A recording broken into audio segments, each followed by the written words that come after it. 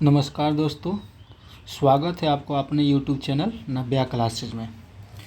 तो आज से हम लोग बिहार कर्मचारी चयन आयोग यानी कि BSSC का क्लास पहला होगा। ठीक है, जो कि ये हमारा जो सेट है आपका ये प्रीवियस ईयर है 29/6/2017 का क्वेश्चन है। सॉरी 2001 है, 29/1/2017 का प्रीवियस ईयर क्वेश्चन है। और हम लोग 7 बजे डेली इवनिंग टाइम में आपको ये वीडियो अपलोड कर दिया जाएगा, वो भी पूरा डिस्क्रिप्शन के साथ। थोड़ा सा वीडियो लंबा जाएगा तो उससे घबराना नहीं है, इसको पूरी अच्छी तरह से आप लोग को पढ़ना होगा। चलिए ठीक है, हम लोग पहला क्वेश्चन स्टार्ट करते हैं। यहाँ से पहला क्वेश्चन कह रहा है कि नेशनल हेराल्ड समाचार पत्र किसने लिखा। नेशनल हेराल्ड जो समाचार पत्र है किसने लिखा, तो ये आपका जो आंसर होगा पंडित जवाहरलाल नेहरू ने लिखे थे। कब लिखे थे, तो 9 सितंबर 1938 में। ये कब लिखा गया था, 1938 में लिखा गया था। कहाँ पर, तो लखनऊ में लिखा गया था। लखनऊ में पंडित जवाहरलाल नेहरू ने ये पत्र जो समाचार पत्र है लिखे थे। इसका शीर्ष पृष्ठ पर, अखबार के शीर्ष पृष्ठ पर छपा हुआ था कि स्वतंत्रता संकट में है।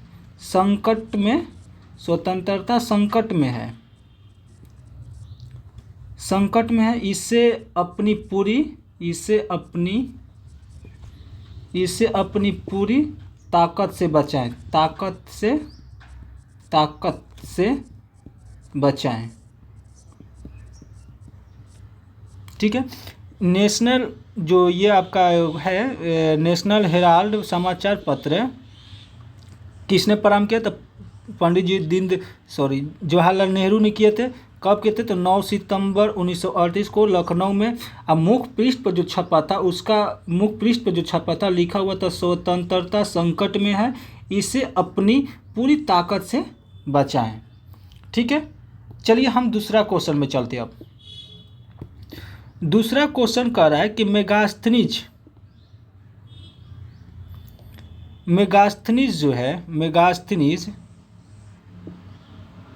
चंद्रगुप्त मौर्य के कार्यकाल में क्या था। चंद्रगुप्त मौर्य के कार्यकाल में क्या था, तो ये क्या था, राजदूत। ये यूनानी इतिहासकार था। ये कौन था, यूनानी इतिहासकार। ये यूनानी इतिहासकार थे, राजनीतिक और वंश वैज्ञानिक थे। ठीक है, चंद्रगुप्त मौर्य के दरबार में यूनानी शासक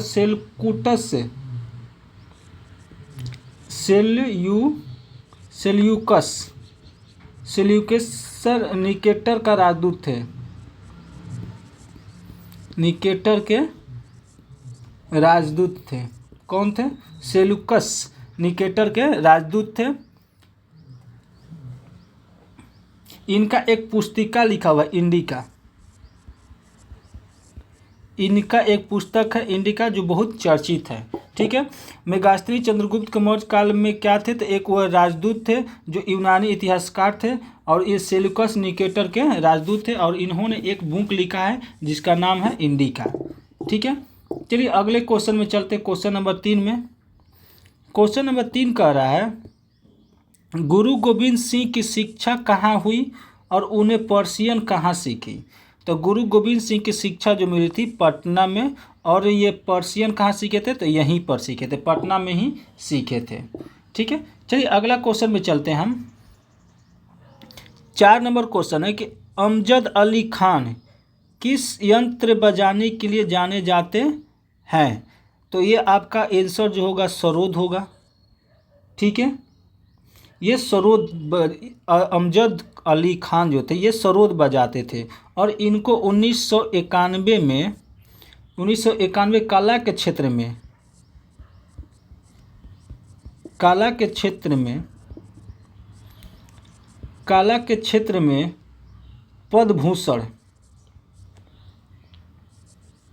पद्मभूषण से सम्मानित किया गया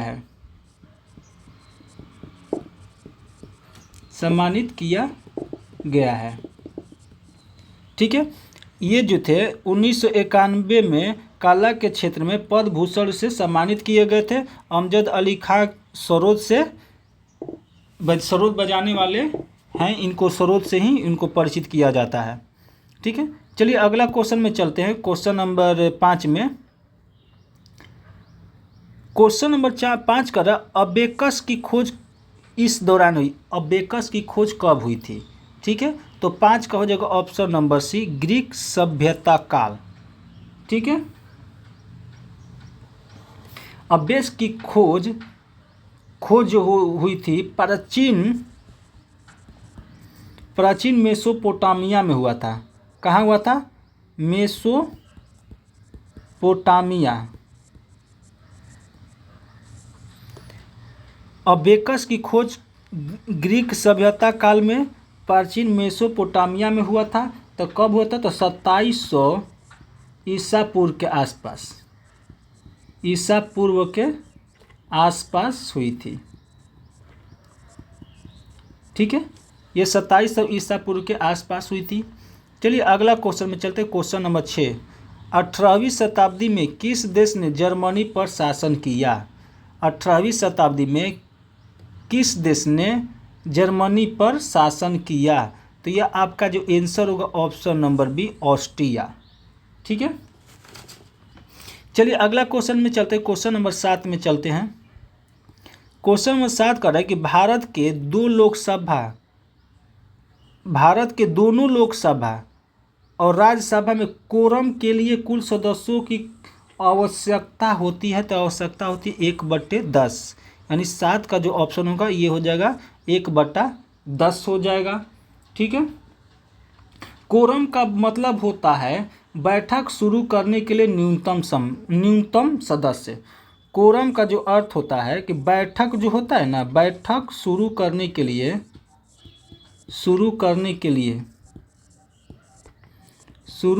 लिए न्यूनतम सदस्य। ठीक है, न्यूनतम सदस्य।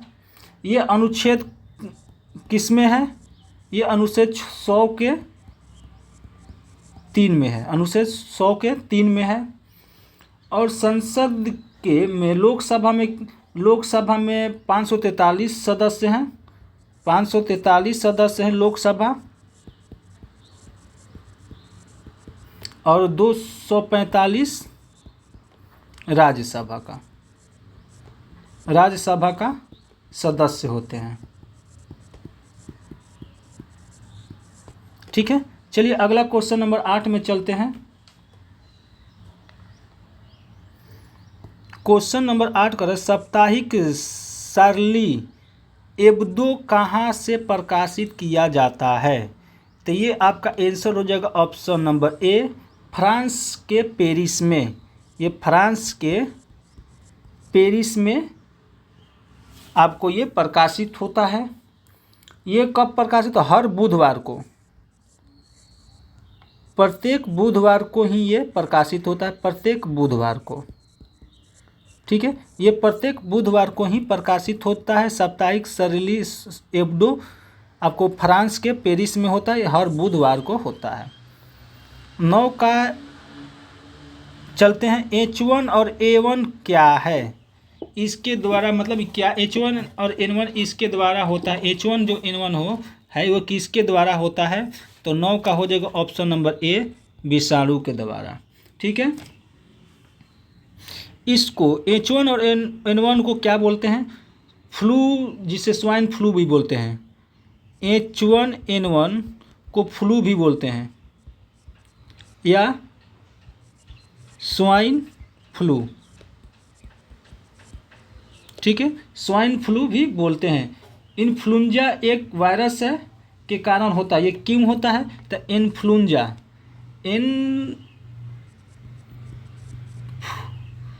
इन्फ्लुएंजा एक वायरस है इसके कारण ये H1 और N1 होता है, जो स्वाइन फ्लू होता है। ये सबसे ज़्यादा सुअरों में पाया जाता है, सबसे ज़्यादा सुअरों में होता है।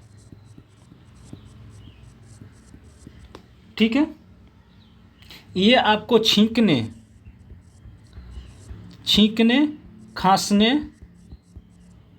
खांसने से निकलने वाली बूंदों के माध्यम से एक व्यक्ति से दूसरे व्यक्ति में फैलता है। छींकने और खांसने से जो आपकी छींकें निकलती है एक दूसरे को पर पड़ती है, उसी से आपको क्या होता है कि जो स्वाइन फ्लू होता है, स्वाइन फ्लू रोग होता है, जो इसके विषाणु द्वारा फैलता है और विषाणु का नाम है इन्फ्लुएंजा विषाणु वायरस। ये सबसे ज़्यादा सुअरों में होता है। ठीक है, चलिए क्वेश्चन नंबर 10 में आते हैं। क्वेश्चन नंबर 10 कह रहा है कि एक जाना माना ऐतिहासिक समारोह कहाँ होता है। एक जाना माना ऐतिहासिक समारोह कहाँ होता है, तो 10 का ए हो जाएगा जयपुर। ठीक है, 10 का जयपुर होगा। जयपुर लिटरेचर स्वीटल या LF एक वार्षिक साहित्यिक उत्सव है। जयपुर लिटरेचर, इसका नाम है जयपुर लिटरेचर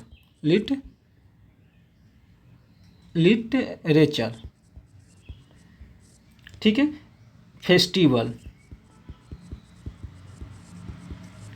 इसका नाम है जयपुर लिटरेचर फेस्टिवल।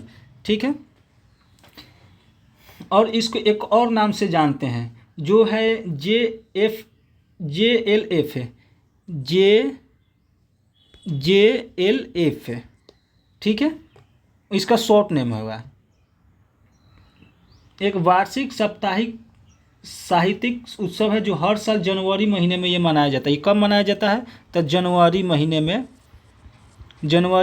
में मनाया जाता है। कब मनाया जाता है, तो जनवरी महीने में मनाया जाता है। ये कहाँ मनाया जाता है, तो जयपुर में मनाया जाता है। ठीक है, एक जाना माना साहित्यिक जयपुर में मनाया जाता है, जो कि जयपुर लिटरेचर फेस्टिवल के नाम से जानते हैं, जिसका शॉर्ट नेम हो गया JLF। ये जनवरी महीने में, हर जनवरी महीने में मनाया जाता है। ठीक है, पार्टी हो। 11 नंबर क्वेश्चन में चलते हैं। 11 नंबर क्वेश्चन है कि बुध से संबंधित अवसरों से जुड़े प्रतीकों में अस्पूत किसका प्रतीक है। अस्पूत, ठीक है, अस्पूत पूछ रहा है किसका प्रतीक है, तो किसका प्रतीक है आपका अस्पूत। ऑप्शन नंबर ए हो जाएगा मृत्यु का। ठीक है, 12 नंबर क्वेश्चन में चलते हैं। 12 नंबर क्वेश्चन है कि गुप्त वंश का अंतिम शासक था। गुप्त वंश का अंतिम शासक कौन था, तो विष्णुगुप्त। कौन था, विष्णुगुप्त। और इसका शासनकाल कब से कब तक था, 540 से 550 ईस्वी तक। ठीक है, इसका शासनकाल कब से कब तक था, तो 540 से 550 तक है। गुप्त वंश का अंतिम शासक विष्णुगुप्त, इनका शासन काल था 540 से 550 ईस्वी तक। ठीक है, क्वेश्चन नंबर 13 में आते हैं।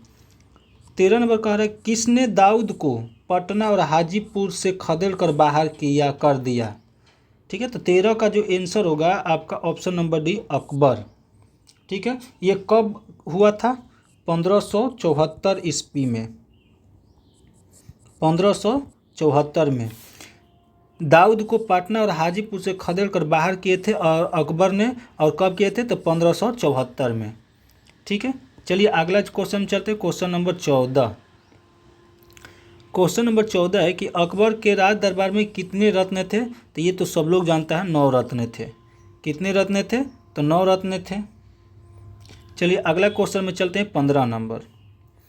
15 नंबर क्वेश्चन है कि गोवा से पूर्व पुर्तगालियों की भारत में कौन सी राजधानी थी।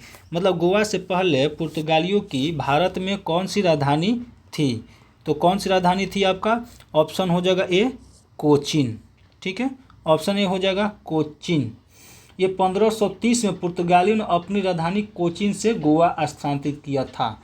ये कब किया था, 1530 में पुर्तगालियों ने, 1530 में पुर्तगालियों ने गोवा कब स्थानांतरित किया था, तो 1530 में।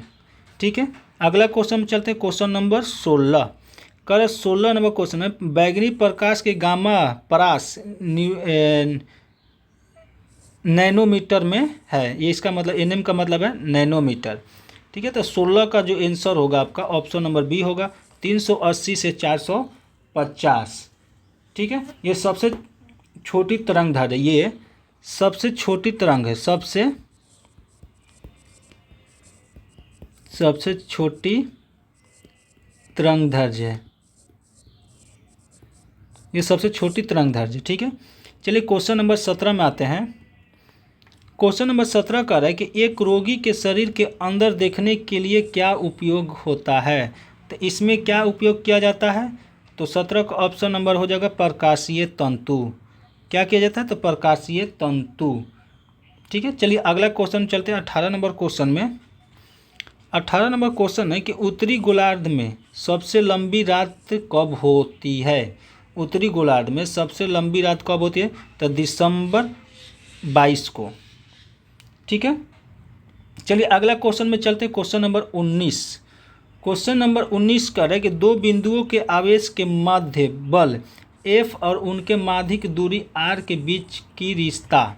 तो इसका आंसर जो होगा ऑप्शन नंबर डी हो जाएगा। ठीक है, चलिए अगला क्वेश्चन चलते हैं क्वेश्चन नंबर 20 में। क्वेश्चन नंबर 20 है कि चंपारण सत्याग्रह का आरंभ कब हुआ था। तो चंपारण सत्याग्रह का आरंभ हुआ था 1917 में। इसका डेट होगा आपका 10 अप्रैल 1917। ठीक है, 1917 में। और यह आंदोलन महात्मा गांधी ने किए थे। ये आंदोलन का शुरुआत महात्मा गांधी स्टार्ट किए थे। कौन स्टार्ट किए थे, तो महात्मा गांधी। ठीक है, इसका लक्ष्य जो था, इसका लक्ष्य क्या था, इस आंदोलन का लक्ष्य था यूरोपीय बागन मालिक के खिलाफ किसानों के बीच प्रतिरोध को जगाना था। इसका था यूरोपीय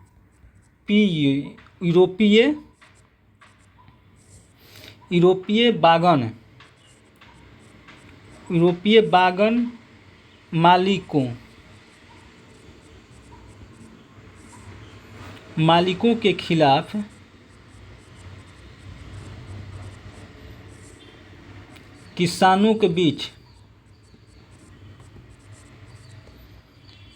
के बीच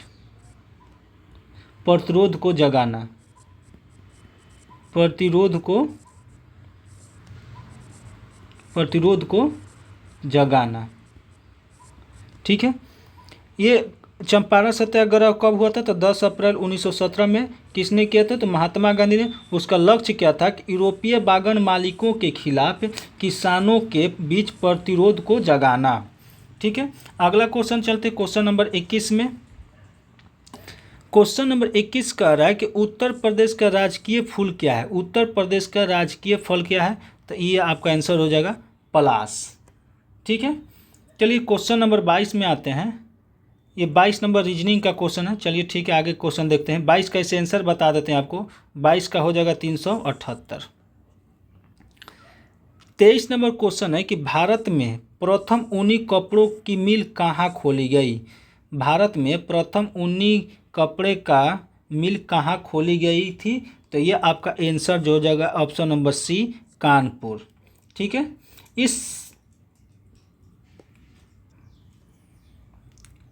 इस मिल का नाम क्या था। अगर कोई पूछ दे कि मिल का नाम क्या था, तो लाल इमली। क्या नाम था, लाल इमली। ठीक है, ये कब खोला गया था, तो 1876 ईस्वी में।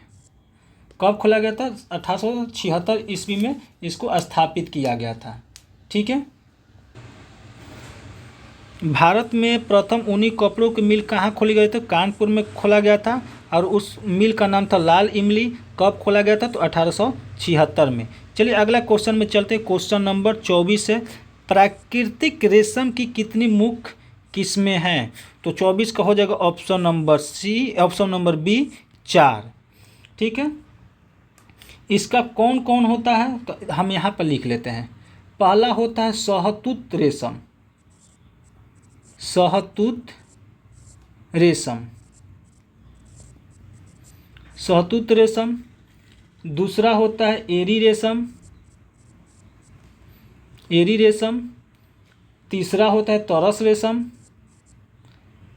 तौसर रेशम होता है, तौसर रेशम। और चौथा होता है मूंगा रेशम, चौथा होता है मूंगा रेशम। यही हमारा जो चार रेशम, यही हमारा चार रेशम है जो प्राकृतिक रेशम के नाम से जानते हैं। ये चार रेशम, ये हमारा यही चार रेशम है। चलिए अगला क्वेश्चन में चलते हैं, क्वेश्चन नंबर 25। क्वेश्चन नंबर 25 कह रहे हैं कि जालियांवाला बाग कहाँ पर है। तो जालियांवाला बाग अमृतसर में है, जो पंजाब अमृतसर में है। ठीक है, ये स्वर्ण मंदिर के नज़दीक है, स्वर्ण मंदिर के नज़दीक है ये। ठीक है, ये स्वर्ण मंदिर के नज़दीक है।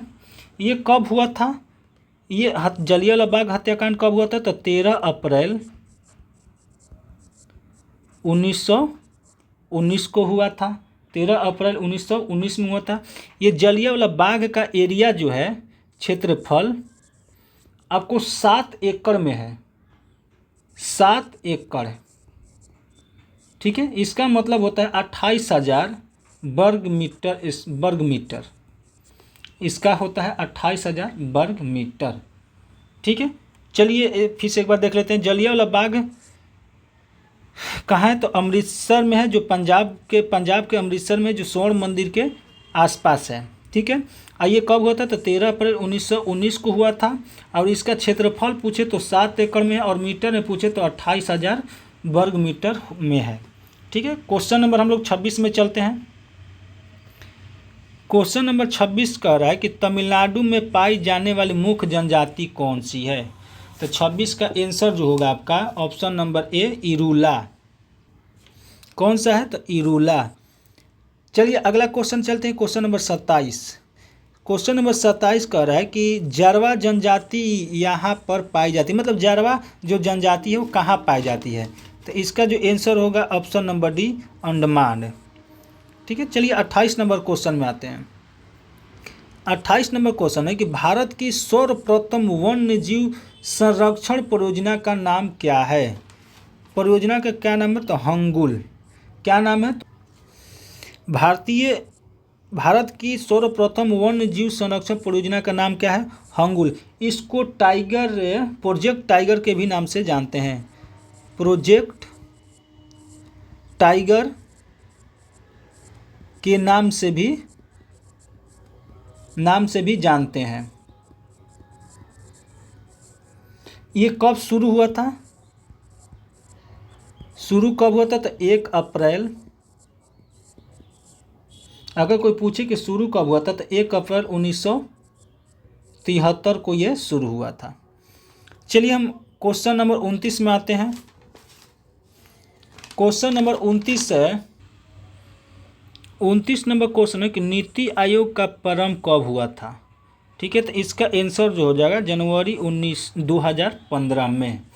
कब हुआ था, तो 1 जनवरी, अगर डेट पूछ दे तो 1 जनवरी 2015 होगा। नीति आयोग का प्रारंभ हुआ था 1 जनवरी 2015 को होता है, जो केंद्रीय मंत्री के प्रस्ताव के माध्यम से किया जाता है। ये जो होता है केंद्रीय मंत्री मंडल के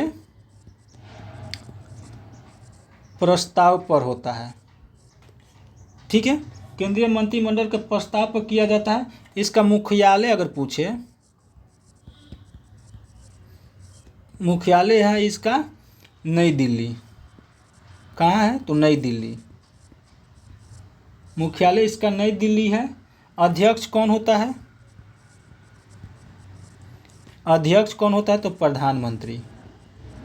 अगर पूछे नीति आयोग का अध्यक्ष कौन होता है, तो प्रधानमंत्री।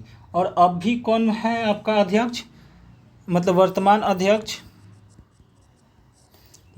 अध्यक्ष, यानी नीति आयोग का अध्यक्ष, वर्तमान अध्यक्ष होंगे आपका नरेंद्र मोदी, जो हमारे अभी देश के प्रधानमंत्री हैं, वही हमारे नीति आयोग का भी अध्यक्ष होंगे। चलिए हम अगला क्वेश्चन में चलते हैं, क्वेश्चन नंबर 30 में।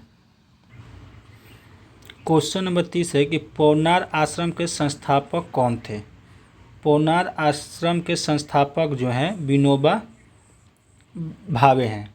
ठीक है, विनोबा भावे जो कि 1934 में, ध्यान से समझिएगा, 1934 में वर्धा से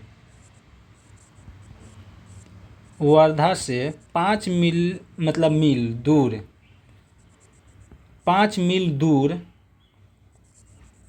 5 मील दूर पौनार गांव है जो कि धाम नदी के बगल में है। धाम नदी के तट पर बनाया गया है। क्वेश्चन है कि पौनार आश्रम के संस्थापक कौन है, तो विनोबा भावे। ये कब बनाया गया था, तो 1934 में। तो ये वार्धा एक जगह है, वार्धा से 5 मील दूर पौनार गांव है। पौनार गांव के धाम नदी है वहाँ बगल में, तो धाम नदी के तट पर बनाया गया है। ऑप्शन है, कर लो। अगला क्वेश्चन चलते हैं, क्वेश्चन नंबर 31। क्वेश्चन नंबर 31 है कि जम्मू और कश्मीर की शासकीय भाषा कौन सी है। जम्मू और कश्मीर की शासकीय भाषा कौन सी है, तो ये आपकी कौन सी भाषा है, तो ऑप्शन होगा आपका 31 का सी हो जाएगा, उर्दू। अगला क्वेश्चन चलते हैं क्वेश्चन नंबर 32 में। ठीक है, 32 नंबर क्वेश्चन है कि जापान की संसद कहलाती है। ऑप्शन हो जाएगा आपका 32 का बी, टाइट। और इसको हम एक और नाम से जानते हैं, और उसका नाम क्या है, नेशनल टाइड। इसको नेशनल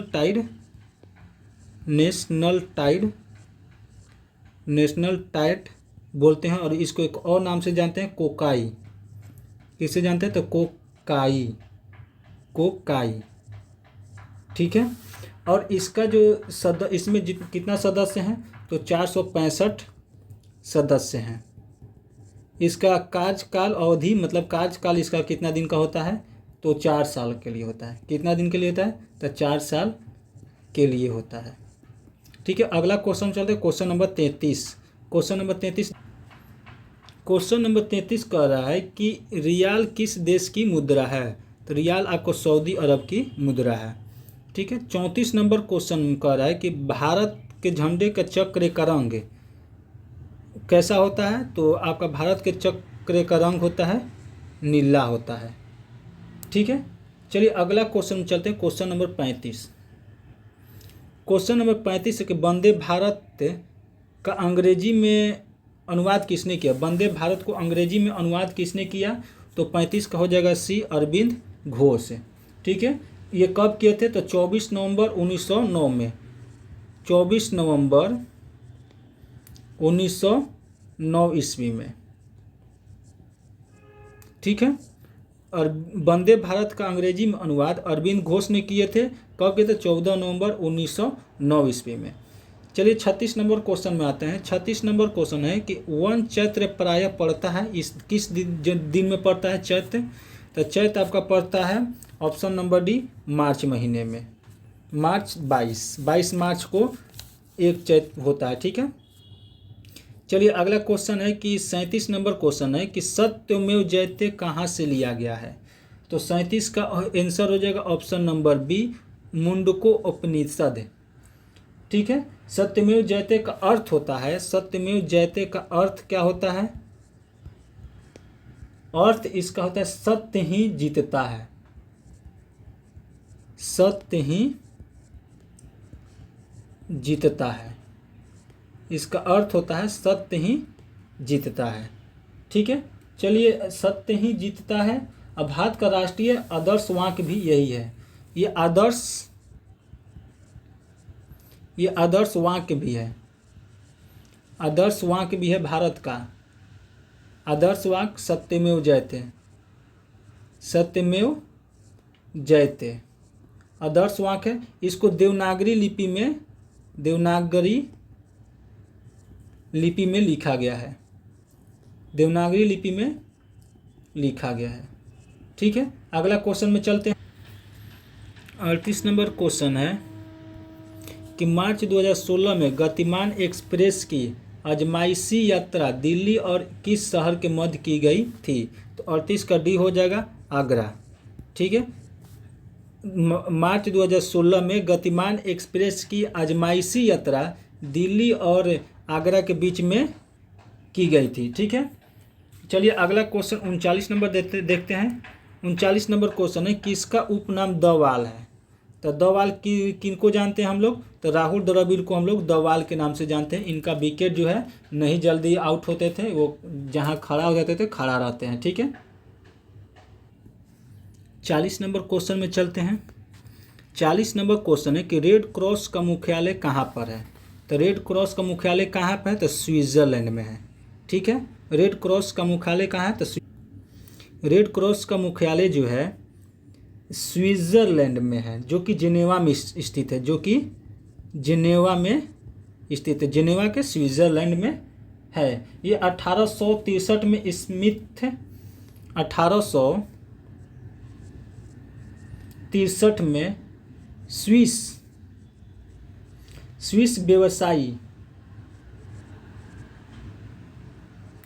व्यवसायी हेनरी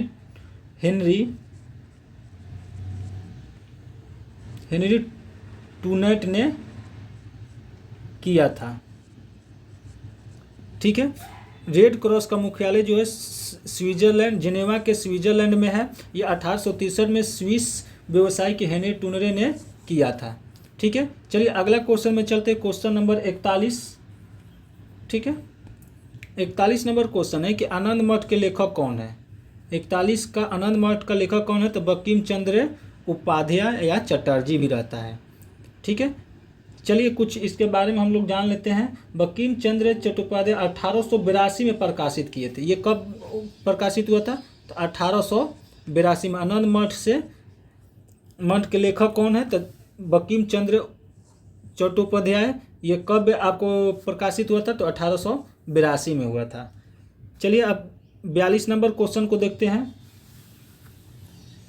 42 नंबर क्वेश्चन में कि द ओडेसिटी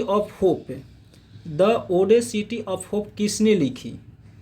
तो किसने लिखी आपको? ये बराक ओबामा ने लिखा है। ठीक है, ये इनकी दूसरी किताब है। ये उनकी दूसरी किताब है। ये इनकी दूसरी किताब है। और जो अमेरिका के राष्ट्रपति रह चुके हैं, जो कि अमेरिका के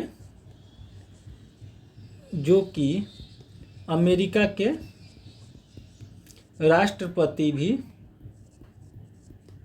रह चुके हैं। ठीक है, चलिए अगला क्वेश्चन चलते हैं। 43 नंबर क्वेश्चन है कि समय का वर्णन करते हुए संक्षेप एडी का मतलब क्या होता है? एडी का मतलब क्या होता है? ठीक है, तो एडी का मतलब होता है एनो डोमिनी, यानी ऑप्शन नंबर बी होगा, एनो डोमिनी। ठीक है, चलिए कुछ एमनो डोमिनी लैटिन भाषा है। ये जो एमनो डोमिनी जो है लैटिन भाषा है। क्या है ये? लैटिन भाषा है। इसका अर्थ जो होता है, इसका अर्थ क्या होता है? एडी का जो एनो डोमिनी है, इसका अर्थ होता है ईसा मसीह के जन्म के वर्ष। ईसा मसीह के जन्म के वर्ष। उस टाइम आपको ग्रेगोरियन कैलेंडर में ये चीज ग्रेगोरियन कैलेंडर में दर्शाया गया है। कैलेंडर में दर्शाया गया है। 44 नंबर क्वेश्चन देखते हैं। 44 नंबर क्वेश्चन है कि शहीद दिवस कब मनाया जाता है? शहीद दिवस जो है कब मनाया जाता है? तो 44 का आंसर हो जाएगा सी, 30 जनवरी को शहीद दिवस मनाया जाता है, जो कि महात्मा गांधी के पुण्यतिथि पर मनाया जाता है। पुण्यतिथि पर मनाया जाता है।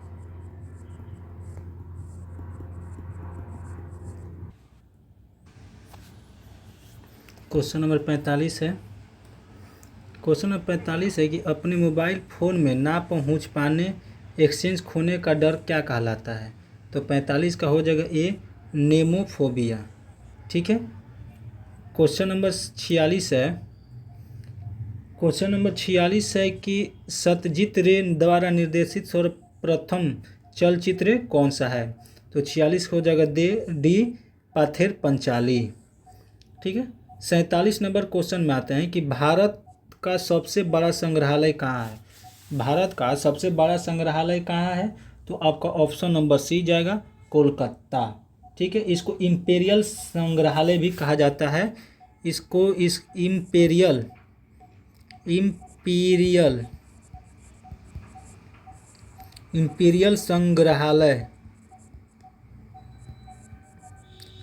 संग्रहालय भी कहा जाता है। ठीक है, कह रहा है कि भारत का सबसे बड़ा संग्रहालय कहाँ है? तो कोलकाता में है, और इसको इम्पेरियल संग्रहालय भी कहा जाता है। इम्पेरियल एशिया का सबसे बड़ा है, ये आपका एशिया का सबसे बड़ा है।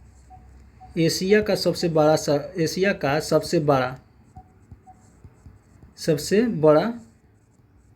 संग्रहालय है, और दुनिया का 9वां सबसे बड़ा संग्रहालय है। ठीक है, इसके स्थापना कब हुआ था? इसका स्थापना 1814 में हुआ था, जो कि डेविस वनस्पति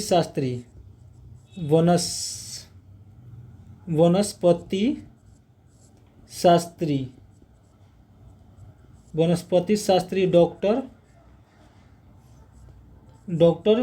नथनियल वालिच ने की थी। ठीक है, चलिए अगला क्वेश्चन चलते हैं 48 नंबर में। 48 नंबर क्वेश्चन है कि पंचतंत्र किसने लिखा? 48 नंबर क्वेश्चन है कि पंचतंत्र किसने लिखा? तो पंचतंत्र आपको विष्णु शर्मा ने लिखा है। ठीक है, ये चाणक्य का दूसरा नाम है। इनका जो है चाणक्य का दूसरा नाम है। चाणक्य का दूसरा नाम है।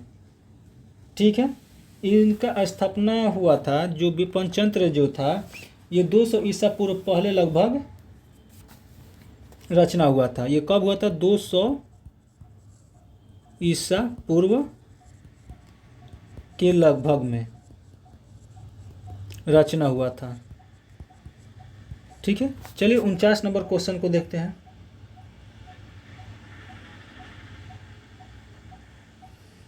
49 नंबर क्वेश्चन है कि कौन उसके आयुर्वेद के ज्ञान के लिए प्रसिद्ध है? तो 49 का हो जाएगा ऑप्शन नंबर सी, धन्वंतरी। ठीक है, 50 का हो जाएगा धन्वंतरी। चलिए ठीक है, अगला क्वेश्चन चलते हैं 50 नंबर क्वेश्चन। 50 नंबर क्वेश्चन है कि आईपीएल क्रिकेट का आरंभ कब हुआ था? तो आईपीएल का आरंभ कब हुआ था आपका? तो 50 का हो जाएगा ऑप्शन नंबर सी, 2008 में हुआ था। ठीक है, आईपीएल से रिलेटेड इस चैनल पर एक वीडियो बनाया गया है, जो कि आईपीएल से रिलेटेड बहुत सारा क्वेश्चंस है। तो आईपीएल से रिलेटेड ये वीडियो आप लोग जरूर देख लीजिएगा, ताकि आईपीएल से रिलेटेड अगर कोई भी क्वेश्चन आता है तो आपसे ना छूटे। ठीक है, अगला क्वेश्चन चलते हैं। लाइपेज द्वारा वसा के जलीय अपघटन पर मिलता है। तो 51 का आपका हो जाएगा बी, वसीय अम्ल और ग्लिसरॉल। ठीक है, वसीय अम्ल और ग्लिसरॉल लाइपेज अग्नाशय द्वारा उत्पादित एक एंजाइम है, वसा को पचाने और शोषित करने में मदद करता है। लाइपेज जो है 52 नंबर क्वेश्चन है कि भारतीय मानक समय ग्रीनविच माध्य समय कितना आगे है? तो 5.5 घंटा। ठीक है, चलिए अगला क्वेश्चन में आते हैं 53 नंबर। दुनिया का सबसे बड़ा दलदल गीला स्थान कहाँ पर है? तो 53 का एक हो जाएगा एशिया में। 54 नंबर क्वेश्चन है कि मानचित्र में समुद्र की समान गहराइयों को जोड़ने वाली रेखाओं को क्या कहते हैं? तो 54 को सी, आइसोबाथ। 55 नंबर क्वेश्चन है कि यह एक ठंडी और शुष्क वायु है। यह ठंडी, कौन सी इसमें से ठंडी और शुष्क वायु है? तो ये हो जाएगा बोरा। 56 नंबर क्वेश्चन है कि वह नदी जो दिल्ली में बहती है, तो यह है आपका यमुना। ठीक है। 57 नंबर क्वेश्चन है कि इरावती नदी किस में गिरती है? इरावती नदी किस में गिरती है? तो आपको बंगाल की खाड़ी में गिरती है। 58 नंबर क्वेश्चन है कि नदी का एक उथला विस्तार जो नाव पर या गाड़ी से पार किया जा सके क्या कहलाते हैं? तो 58 का सी हो गया, रीप। 59 नंबर क्वेश्चन है कि दुनिया का सबसे बड़ा द्वीप कौन सा है? तो 59 हो जाएगा ऑप्शन नंबर सी, ग्रीनलैंड। 60 नंबर क्वेश्चन है वह एक संग्रहित फल है। 60 का ए हो जाएगा, सहतूत। 61 नंबर क्वेश्चन है कि बज शहर कहाँ पर है? बज शहर कहाँ पर है? तो 61 हो जाएगा बी, ऑस्ट्रिया। 62 नंबर क्वेश्चन है कि मात्रा UT plus half eighty square का चिन्हों का असमानता आयाम बताना है, बीमा।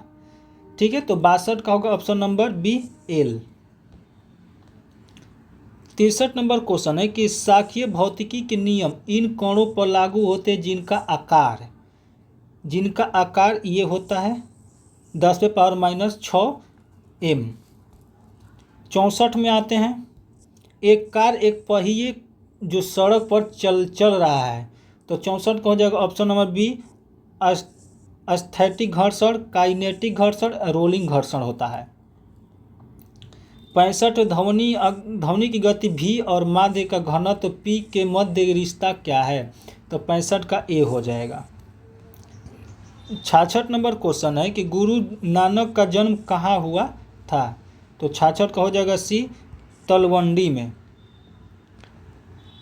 67 नंबर क्वेश्चन है कि अंग्रेजों ने बहादुर शाह द्वितीय को देश से निकाल कर कहाँ भेज दिया? तो 67 का हो जाएगा ए, लंगूर में। 68 नंबर क्वेश्चन है अभिज्ञान शकुंतलम का प्रथम अंग्रेजी अनुवाद किसने किया? तो 68 का हो जाएगा डी, जॉन निकोलस।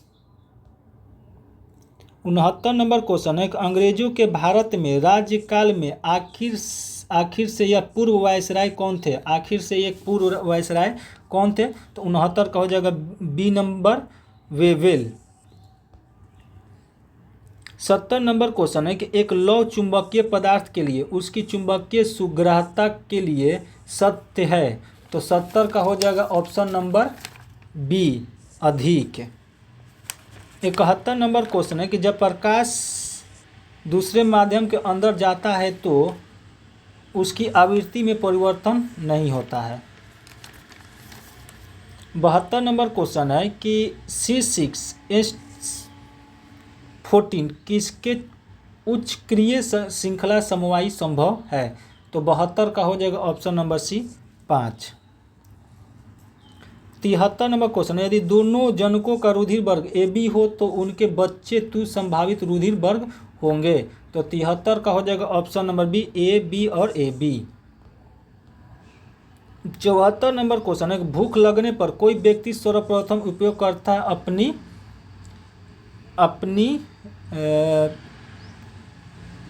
अपनी ग्लाइकोजन को। ठीक है, चलिए इसी तरीका से आप 75 एक प्रोटीन नहीं है, तो 75 का आपका आंसर हो जाएगा, एक प्रोटीन नहीं है, 75 का आंसर होगा। 1 मिनट। नमस्कार।